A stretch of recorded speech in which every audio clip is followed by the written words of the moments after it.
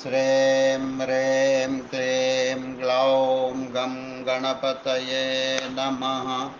वरवरद सर्वजनं मे वशमानय स्वाहा।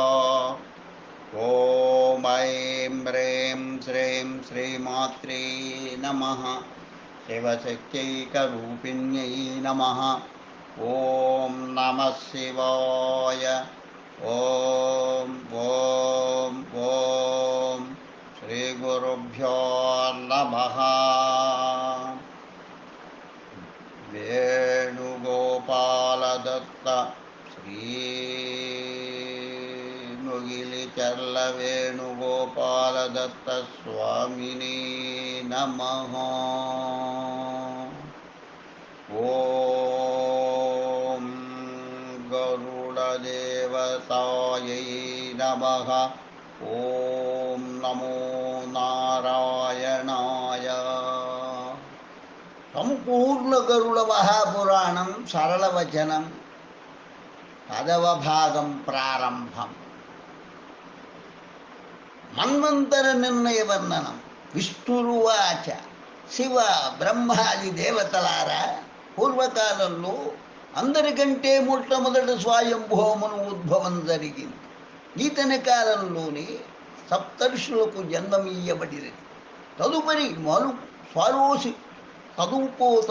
మనువు స్వారోచిషుడు. వేరే పేర్లతో సప్తర్షులున్నారు, దేవగణాలు ఏర్పడ్డాయి. తరువాత ఉత్తర మనువు కాలం ప్రతి 12 మందితో 5 దేవగణాలున్నాయి. మత్స్యావతార కాలం ఇది. తామస మనువు కాలం తరువాత ఇతని కాలంలో శివచక్రవర్తి ఇంద్రుడు. కూర్మావతార కాలం ఇది. 5వ మనువు రయోతునిది. విభుడనేవాడు ఇంద్ర పదవి పొందాడు. చాక్షుష మనువు 6వ వాడు. ఇంద్రుడితని కాలంలో మనోజవుడు. ఇంద్రుడి శత్రు సంహారం కోసం విష్ణువు హయరూపం ధరించాడు. 7వ మనువు వివస్వంతుడు. ఇక్ష్వాకువాదిగా గల 11 మంది ఇతని సంతానం. సూర్యవంశ ముఖ్యుడు. అత్రి, వశిష్ఠ, అంగీరస, కశ్యప, జమదగ్ని, గౌతమ, విశ్వామిత్రుడు సప్తఋషులు. వరాహావతార కాలం. తేజస్వి అనువాడు ఇంద్ర పదవిని అధిష్ఠించాడు. ఇక రాబోయే మన్వంతరాలలో విశేషాలు వినండి. ప్రస్తుతం మనం ఉంటున్నది ఈ వైవస్వత మన్వంతరంలోనే. దీని తరువాత వచ్చే మన్వంతరం సావర్ణిది. మనుపుత్రులుగా విజయుడు, ఆర్యవీరుడు, నిర్మోహ, సత్యవాక్కు, కృతి, వరిష్ఠ, గరిష్ఠ, వాచ, సంగతుడనేవారుంటారు. ఈ మన్వంతరంలోని సప్తర్షులు వ్యాస, గాలవ, దీప్తిమాన్, ఋష్యశృంగ, పరశురామ, అశ్వత్థామ, కృపాచార్యులు, విరోచనుని పుత్రుడైన బలిచక్రవర్తి ఇంద్రుడు. వామనావతార కాలం. ఈ మన్వంతర కాలాన్ని ఈ మన్వంతరాలన్నీ పునరావృతమవుతూ ఉంటాయి. రాబోయే అని చెప్పబడినప్పటికీ ఈ మన్వంతరం సృష్టి ప్రళయాల చక్రంలో గతంలో ఓసారి గడిచి వెళ్ళిపోయినదని అర్థం. 9వ మనువు దక్షసావర్ణి. వేరే పేర్లు గలవారు సప్తర్షులుగా ఉండగా పర, మరీచి, గర్భ, సుధర్ములు ఇంద్ర పదవిలో ఉంటారు. 10వ మనువు ధర్మసావర్ణి. మహాశౌర్య తేజో విరాజితుడై శృంతి అనువాడు ఇంద్ర పదవిలో ఉంటాడు. 11వ మనువు రుద్రసావర్ణి. ఇతనికి 9 మంది పుత్ర సంతానం. వీరి వల్ల ప్రజా సృష్టి వృద్ధి కాగలదు. ఇతని కాలంలో సప్త ఋషులుగా వరుణ, విశ్వ, విష్ణు, విస్తర, అగ్నితేజ, హవిష్య, హవిష్మాన్లు ఉంటారు. దేవతలకు ప్రభువుగా వృషుడు ఉంటాడు. అతని శత్రువు దశగ్రీవ దైత్యుని విష్ణువే. లక్ష్మీ రూపధారిగా వచ్చి సంహరిస్తాడు. ఏకైక రుచయస్తేషాం గణశ్చేంద్రశ్చ వై వృషః దశగ్రీవో రిపుస్తస్య శ్రీరూపీ ఘాతాయిష్యతి. ఈ రుద్రసావన్ని మనువు రుద్రపుత్రుడని ఒక ఐతిహ్యం.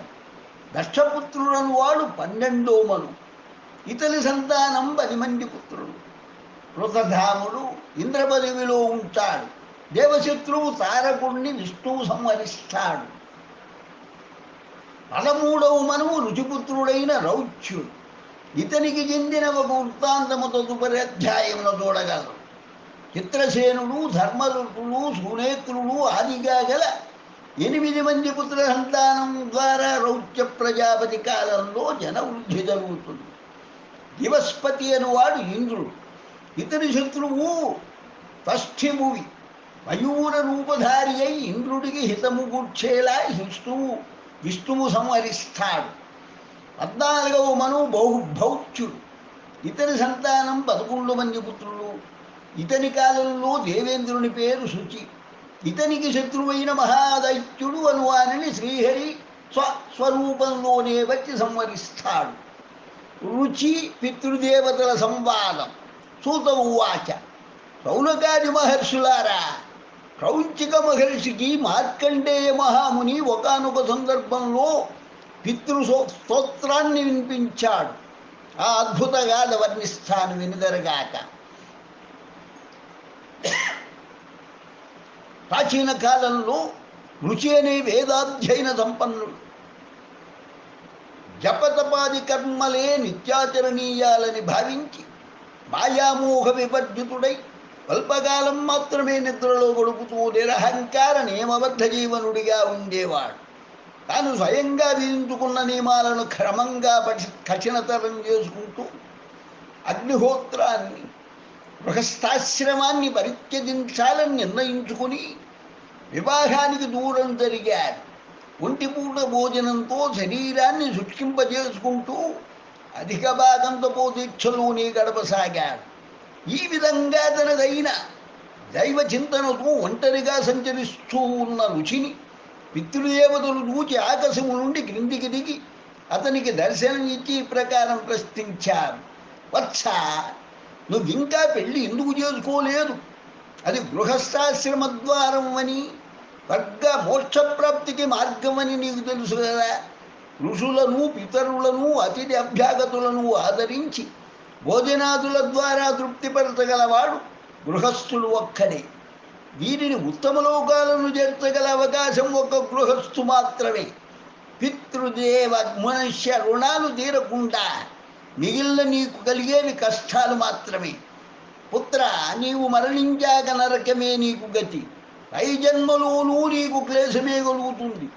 రుచి వినయంగా: మహానుభావులారా, మానవ జీవితంలో దేనినైనా పరిగ్రహించడం దుఃఖానుభూతిని, దేనిని గ్రహించని వాడికే ధన్యత దక్కుతుందని నేను విని ఉన్నాను. అనుకని స్త్రీ యొక్క పాణిని గ్రహించడానికి నేను ఇష్టపడలేదు. పైగా ఆశకు ప్రతిరూపం స్త్రీ. విద్య వల్ల తన ఆత్మను శుద్ధి చేసుకోవచ్చు, జలం చేత దేహాన్ని శుద్ధి చేసుకోవచ్చు. కానీ సాంసారిక పంకిలం అనే బురద కడుక్కోవడానికి ఏ జలం కానీ ఏ విద్య కానీ ఉన్నట్టు నేను వినలేదు. తత్వజ్ఞానం అనే తేట నీటితో నేను బాహ్య అంత శౌచాలతో నా దారిని నేను బ్రతుకుతూ ఉన్నాను అని సమాధానం ఇచ్చాడు. నాయన, నీవు సార్వజననీయమైన అంశాన్ని విస్మరిస్తున్నావు. మనిషికి సంచిత ప్రారంభ కర్మలు 2 ఉంటాయి. ధర్మం కోసం చేసే పనులకు బంధనాలు అంటాం. నీవు చెప్పిన విద్వజ్జన ప్రసంగం ఆత్మ ప్రక్షాళనమనేది సుఖదుఃఖ అనుభవముల వల్ల జరిగిపోవలసిందే. నీ స్థిరచిత్త వివేకం వల్ల సంసారంలో ఉన్నప్పటికీ ఆత్మను కాపాడుకోవచ్చు అన్నారు పితృదేవతలు. కర్మ మార్గం ద్వారా మాయా విద్య బలపడతాయని వేదంలోనే ఉంది కదా. సందేహం వ్యక్తం చేశాడు రుచి. పుత్ర, కర్మ అవిద్యాకారకం అని కాదు వేదార్థం. నీవు సరిగ్గా అర్థం చేసుకోలేదు. విద్యార్జన అనేది ఒక కర్మ, అది అవిద్యకు మార్గమా? అట్లే వివాహం కూడా ఒక కర్మ, పైగా విహిత కర్మ. యజ్ఞయాగాదులు చేయడానికి, దాన ధర్మాలు నిర్వర్తించడానికి తోడుగా స్త్రీ ఉండాలి. ఈ కర్మల కోసం నీవు స్త్రీని పరిగ్రహిస్తున్నావు. ఆ విధంగా నీవు ఉద్ధరించబడి ఆమెని ఉద్ధరిస్తున్నావు. కనుక గృహస్థాశ్రమంలోనికి అడుగుపెట్టడానికి సంకోచించవద్దు. అదీగాక నీవు వివాహం చేసుకోకపోతే వంశాభివృద్ధిని అడ్డుకోవడం అనే పాపంలో దగ్ధమైపోతూ ఉన్నావు. అని బోధపరిచారు పితరులు.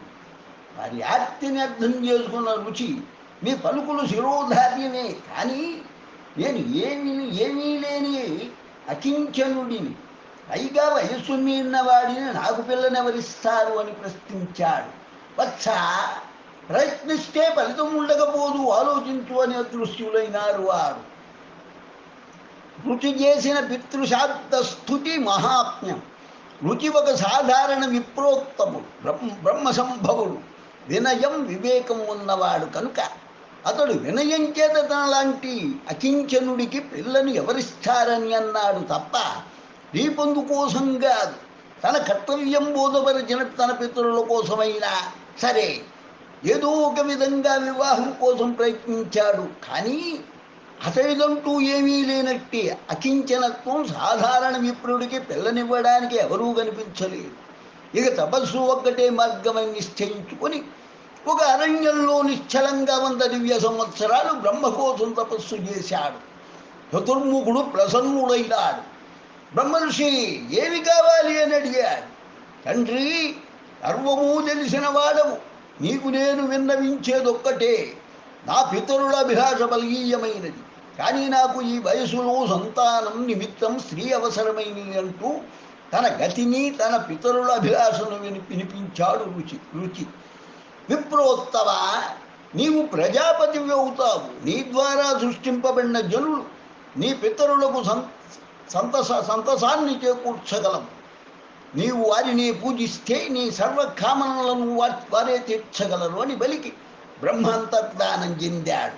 ఋషి మహర్షి ఒక నదీ తీరానికి వెళ్ళి పితరులకు తర్పణలిచ్చి వారిని సంతృప్తులను చేసి వారిని ఆరాధిస్తూ సభక్తియుతంగా ఇట్లా స్తుతించాడు. నమస్యేహం పితॄన్ భక్త్యాయేవ సంచరి దైవతం దైవేరపి తప్యంతే ఏ శ్రాద్ధేషు స్వధోత్తరై. నమస్యేహం పితॄన్ స్వర్గే సిద్ధా సంతర్పయంతి యాన్ శ్రాద్ధేషు దివ్యై సకలైరుపహారైరనుత్తమై. నమస్యేహం పితॄన్ స్వర్గే తర్పయంతే మహర్షిభిః శ్రాద్ధైర్మనోయమయైర్భక్త్యా భుక్తిముక్తిమభీప్సుభిః. నమస్యేహం పితॄన్ భక్త్యా ఏ రచ్యంతే గుహ్యకైర్ధిని తన్మయత్వేన వంచద్భిర్వృద్ధి మాత్యంతికీపరాం.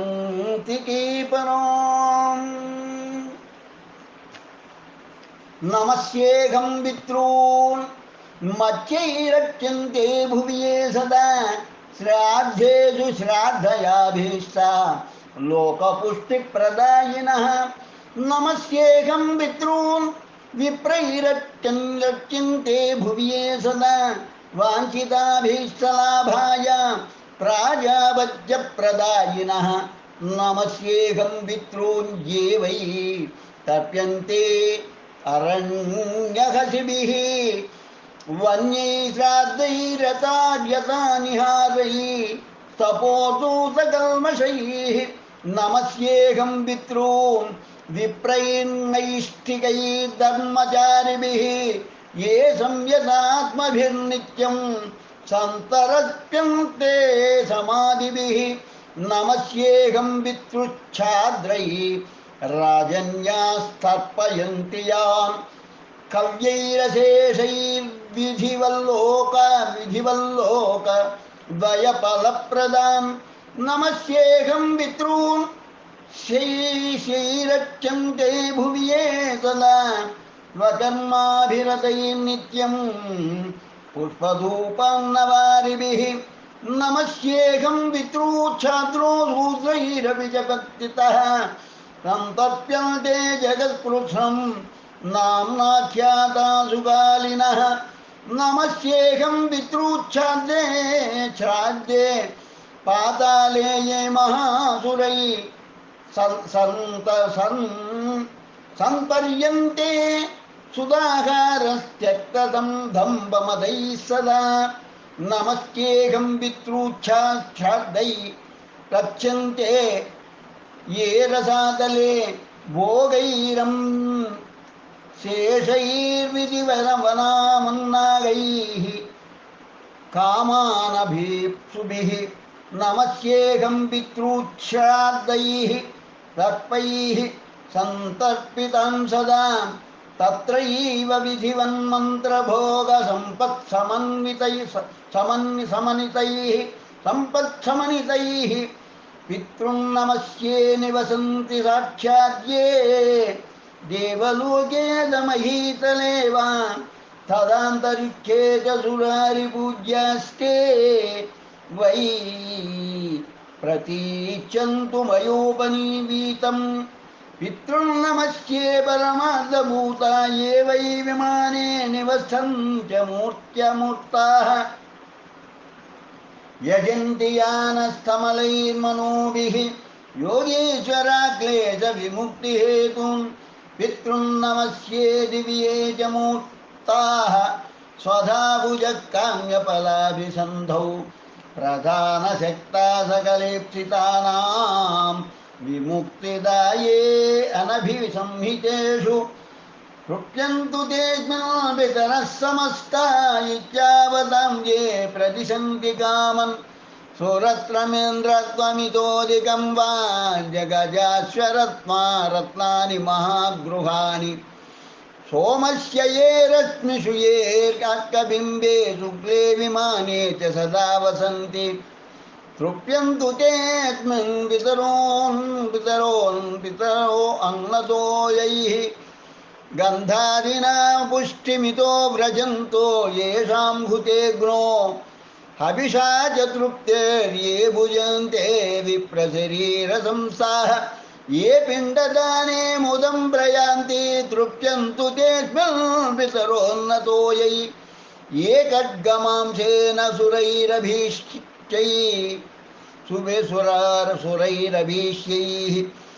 कृष्णौ स्थिलैर्दिव्यमनोहरैश्च कालेन चाचेन महर्षिवयैः सम्प्रीणितास्ते मुदमत्र यान्तु खवान्यशेषानि च यानभीष्टान्यतीव तेषां मम पूजितानां तेषां च सान्निध्यमेघस्तु पुष्पगन्धाम्बुभोज्येषु मायाप्लुतेषु दिने दिने ये प्रतिगृह्णते चां मासान्तपूज्या भुवि एष्टकासु ये वत्सरान्तेऽभ्युदा ये च पूज्या प्रयान्तु ते मे पितरोऽत्र तुष्टिं पूज्या द्विजानां कुमुदेन्दुबासो ये क्षत्रियाणां ज्वलनार्कवर्णः तथा विंशाय तथा विशां ये कनकावदाता नीलीप्रभाशूद्रजनस्य ये च तेऽस्मिन् समस्ता मम पुष्पगन्धा धूपाम्बुभोज्यादिनिवेदनेन तदाग्निहोमेन जयान्ति तृप्तिं सदा पितृभ्यः प्रणतोऽस्मि तेभ्यः रक्षांसि भूतान्यसुरां सदोग्रान् निर्नाशयन्तु त्वा शिवं प्रजानाम् आद्यासुराणामरेश पूज्या तप्यन्तु तेऽस्मिन् प्रणतोऽस्मि तेभ्यः अग्निष्वात्ता बहिर्षद आज्यपा सोमपास्तदा प्रजन्तु तृप्तिं श्राद्धेऽस्मिन् पितरस्तार्पिता मया अग्निष्वात्ता पितृगणाः प्राचीं रक्षन्तु मे दिशं तदा बहिर्षदः पान्तु यां मे पितरं पितरः पद प्रतीचीमाद्यपास्तत्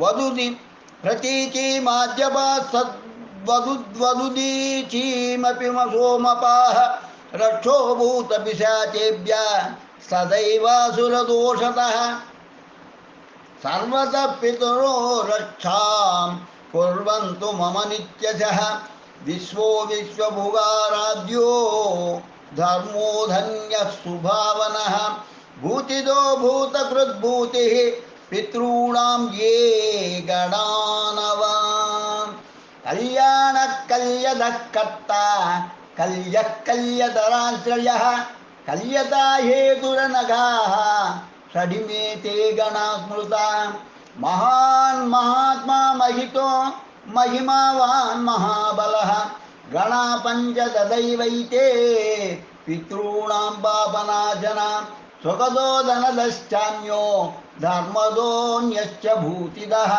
పితॄణాం కథ్యతే చైవ తథా గణచతుష్టయం ఏకత్రింశత్ పితృగణాయై వ్యాప్తమఖిలం జగత్ తయేవాత్ర పితృగణాస్తో తుష్యంతు చ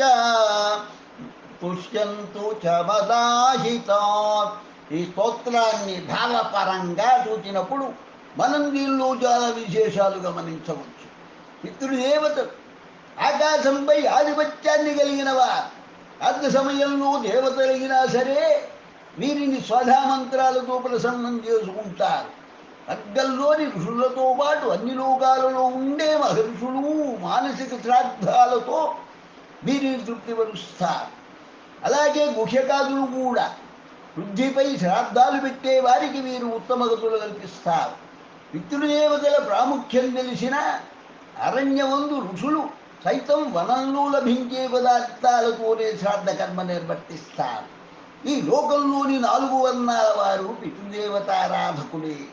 అట్లే పాతాళంలోని రాక్షసులు కూడా, ఇంకా దేవతలు రసాతలాది లోకాల్లోని నాగజాతుల వారు పితృకర్మలు చేస్తారు.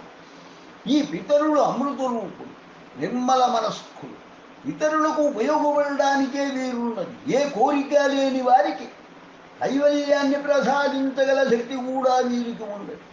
రథాబోధులై మత్స్యాది లోకాల్లో తమను పూజించే వారికి అభీష్టసిద్ధి కలిగించగలరు.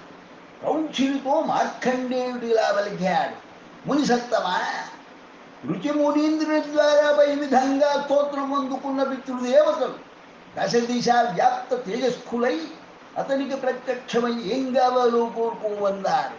సాక్షాత్ సురజ్యేష్ఠుడే తనను ప్రజాపతి కావాల్సిందిగా ఆదేశించినందున తనకు శ్రేష్ఠురాలైన దివ్యపత్నిని అగణిత సంతానోత్పత్తి సామర్థ్యాన్ని ప్రసాదించమని కోరాడు రుచి. నాయన, నీ అభీష్టం వెంటనే సిద్ధించనున్నది. నీకు ఒక దివ్యపత్ని తక్షణమే లభిస్తుంది. ఆమె వల్ల నీకు పరాక్రమవంతుడు ధీశాలి మహాయోగ్యుడు అయిన రౌచ్యుడనే పుత్రుడు మొదగిస్తాడు. ప్రజాపతిగా దగ్గ లక్షణాలన్నీ పుచ్చుకొని నీకు పేరు ప్రఖ్యాతులు కలిగిస్తాడు. నీవు చాతుర్వర్ణ జనులను సృష్టిస్తావు. రుచి, ఈ స్తోత్రపటలం మమ్ములనెంతో అలరించింది.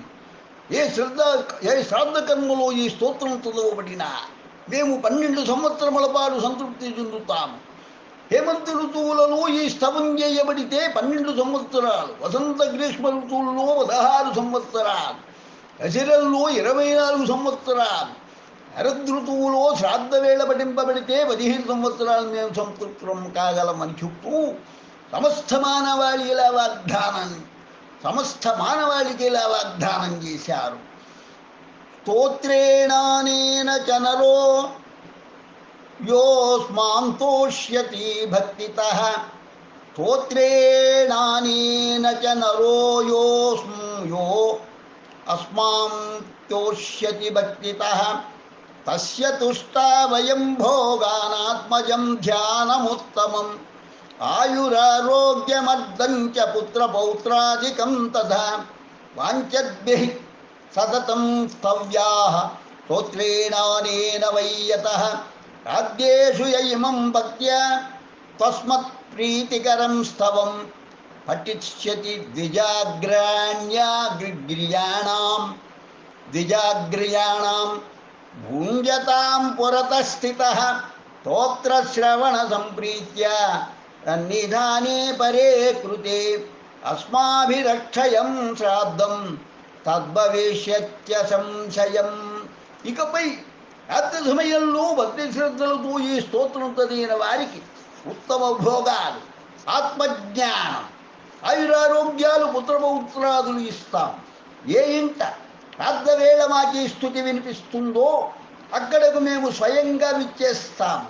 భోక్తులు భోజనం చేస్తున్నప్పుడు వారికి ఎదురుగా చేతులు జోడించి నిలిచి ప్రీతిపూర్వకంగా ఈ స్తుతి పఠిస్తే మేము ఆ శ్రాద్ధ ఫలితాన్ని అక్షయం చేస్తాం. పితృదేవతల కృప వల్ల ఆ నదీ మధ్యలోంచి ప్రమ్లోచన అనే అప్సర, ఆమె వెనుకనే సకల శుభలక్షణ సమన్వితమైన ఒక కన్య అక్కడ ప్రత్యక్షమయ్యారు.